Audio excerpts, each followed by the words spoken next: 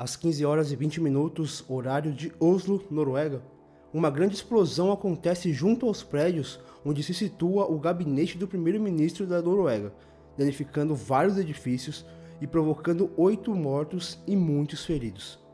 De acordo com as declarações da polícia, o atentado ocorreu mediante o uso de um carro-bomba, deixando o edifício do gabinete do primeiro-ministro em chamas e os seus 17 pisos com graves danos. Poucas horas depois, na ilha de Utoya, ao norte da capital, um homem armado abriu fogo contra os participantes de um acampamento de jovens, organizado pela juventude do Partido Trabalhista Norueguês, que à época estava no governo do país. Entre 400 e 600 pessoas participavam do evento, e destas, 69 foram mortas no atentado, somando então 77 mortes no total. Este evento, ocorrido em 22 de julho de 2011, é retratado no filme 22 de Julho, produzido pela Netflix e escrito e dirigido por Paul Greengrass, que você deve conhecer pelos politizados Domingo Sangrento de 2002, Capitão Phillips de 2013 e Voo United 93 de 2006. E também pelos 3 melhores filmes da quintologia ou pentalogia Jason Bourne. Em 22 de julho, Greengrass vale da sua já habitual câmera tremida, que confere à obra uma estética documental, além de servir para criar tensão e aliviá-la quando necessária. Quem acompanha o canal ou mesmo o site já deve ter percebido que diversas vezes criticamos alguns diretores pelo excessivo uso deste recurso de tremer a imagem, dando a falsa sensação de uma ação desenfreada. Porém, o que Greengrass faz aqui é utilizar-se do recurso não para expor uma ação, e sim uma tensão, uma sensação de que algo está fora do controle. Além disso, o recurso, quando bem utilizado, cria uma urgência que faz com que o espectador ansiosamente grude na poltrona, na expectativa do que vai acontecer. Aliás, permita-me uma autocorreção. A questão nem é saber o que vai acontecer, afinal, estamos falando de uma história real, muito conhecida. A proposta de Greengrass é levar a atenção não para o que vai acontecer, e sim para como e quando irá acontecer. Isso é algo que o mestre Hitchcock fazia perfeitamente, inclusive explicando em seu didático exemplo da bomba relógio. Na famosa entrevista que o diretor cedeu ao cineasta francês François Truffaut, Hitchcock explicou que o suspense é uma espécie de dilatação da espera. Trata-se de uma construção de cena, na qual o público é informado de todos os elementos presentes, para que então possa anteceder o que ocorrerá em seguida. Hitchcock diz o seguinte, abre aspas, estamos conversando, talvez exista uma bomba debaixo da mesa. Nossa conversa é muito banal, não acontece nada de especial, e de repente, BUM! Explosão. O público fica surpreso, mas, antes que tenha se surpreendido, mostram-lhe uma cena absolutamente banal, destituída de interesse. Agora, examinemos o suspense. A bomba está debaixo da mesa e a plateia sabe disso. Provavelmente viu o anarquista colocá-la. A plateia sabe que a bomba explodirá a 1 hora e sabe que faltam 15 minutos para 1. Há um relógio na cena. De súbito, a mesma conversa banal fica interessantíssima, porque o público passa a participar da cena. Fecha aspas. No exemplo apresentado acima, a surpresa ocorre como uma emoção repentina e efêmera, que não dura mais do que alguns segundos.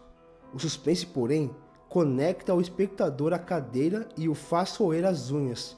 Segundo Hitchcock, o cineasta é quem manipula isso. Em 22 de julho, Paul Greengrass faz exatamente isso nos primeiros 60 minutos, onde sabemos para onde o filme se encaminha. Porém, o suspense provocado pela suspensão do ato e pela imersão proposta pela câmera na mão, muitas vezes de forma até subjetiva, cria uma tensão que, acrescido de uma trilha sonora que sobe nos momentos certos, deixa tudo ainda mais angustiante. Nos demais 83 minutos, a obra se debruça em seu texto, também assinado por Greengrass, e talvez esteja aqui o grande mérito do filme, abordando temas caros à sociedade que até hoje ameaça diversos países no mundo todo, inclusive no Brasil. Abordar tais temas, aliás, gerou uma certa revolta na Noruega, que conseguiu reunir 200 mil assinaturas para que o filme não fosse filmado por tocar em um assunto ainda não cicatrizado. Naturalmente, não cabe a nós julgar a dor dos outros, e se essas 200 mil pessoas se sentem agredidas revivendo a dor deste atentado, é preciso respeitar isso. Porém, com a obra estando pronta, abordaremos alguns temas retratados, como por exemplo, o discurso de ódio e as raízes da intolerância. O filme mostra como um desejo de mudança, mesclado ao ódio e à intolerância, tem consequências gravíssimas. Thank you.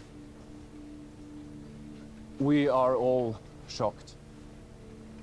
This was an attack on our government and on our children. We are a long way from understanding why. But what is clear is that our nation has been attacked by someone who would see it changed. He would see our democracy become tyranny, see our humanity fall. We must not give in to this terror. We must fight. But we must not become changed. Instead, we must strengthen our values and fight this terror with the rule of law, not the barrel of the gun. Thank you.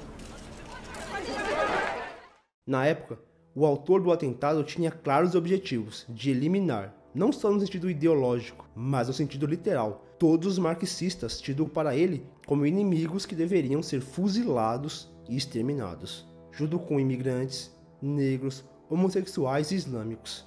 Esse tipo de pensamento não é algo novo, porém, com a ascensão de uma extrema-direita, ou do que alguns chamam de alt-right, movimentos extremistas têm crescido no mundo todo, ganhando vozes em líderes que pouco fazem para impedir que isto ocorra.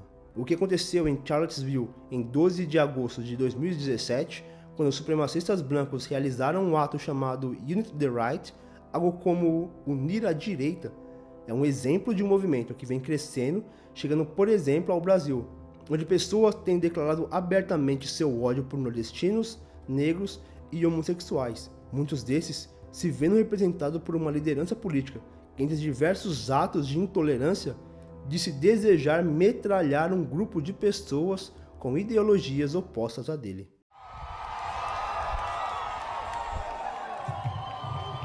Vamos fuzilar a petralhada aqui do Acre, hein? Vou botar esses picareta pra correr do Acre. O autor do atentado, Anders Breivik, se dizia cristão patriota de direita, pró-Israel e anti-imigração. Características muito próximas de muitos que têm promovido o ódio no Brasil.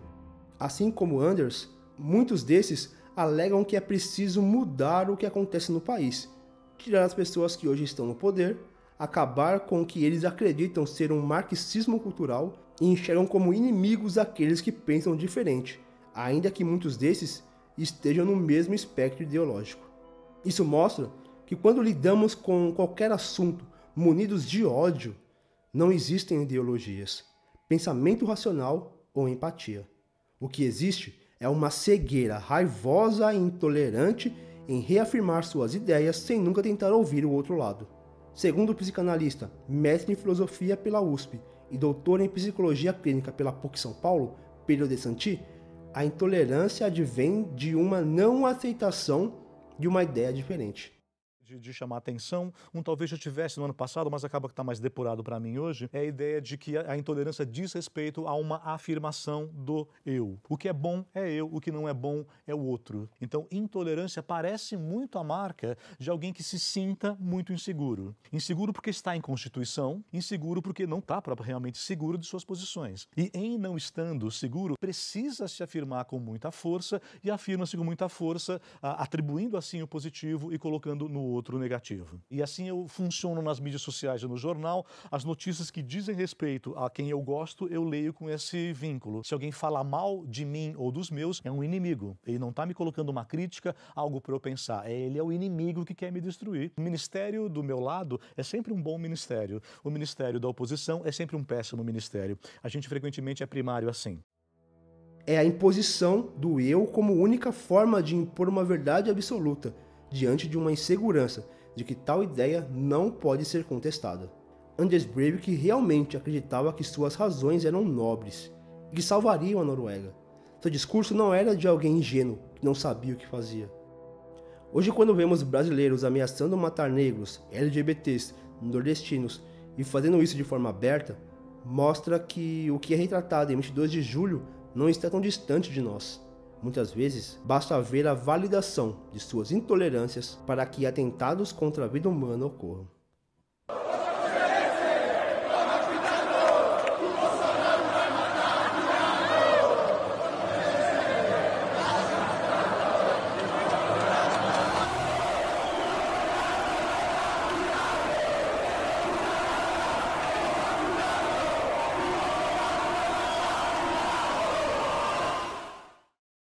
« 22 de julho é uma obra de difícil digestão, dado a gravidade do evento. Porém, a discussão acerca do exposto é necessária para que atentados como estes nunca mais venham a acontecer. É um filme de valor social e artístico, algo que Paul Greengrass sabe fazer como poucos.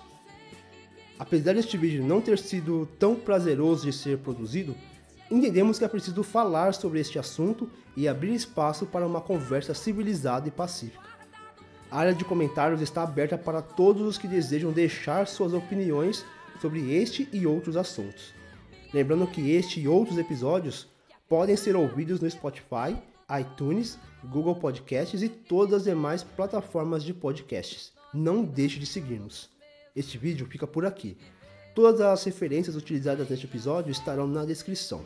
Fiquem em paz, um forte abraço e até a próxima.